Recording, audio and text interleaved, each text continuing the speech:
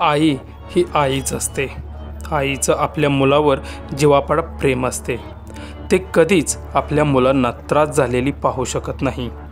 पण जेव्हा एका आईला आपल्याच मुलाचा मृत्यू पाहावा लागतो, त्यापेक्षा वेदनादायी या जगात काहीच नाही।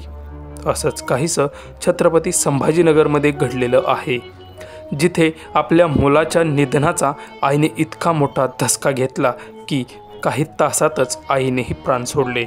छत्रपती संभाजीनगर येथील सोयगाव तालुक्यातील तिडका या गावात पांडुरंग नामदेव गवळी वय 47 यांची काही दिवसांपूर्वी थोडी तब्येत खालावली होती।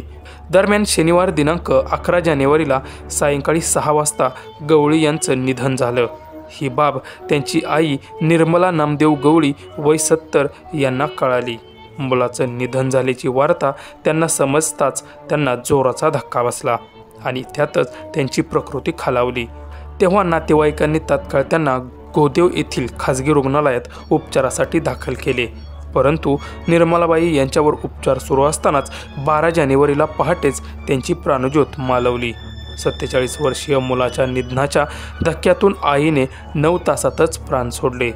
दरम्यान निर्मलाबाई गवळी यांच्यावर रविवारी दुपारी अंत्यसंस्कार करण्यात आले। 9 तासांच्या अंतराने मायलेकाचा मृत्यू झाल्याने तिडका गावात शोककळा पसरली आहे।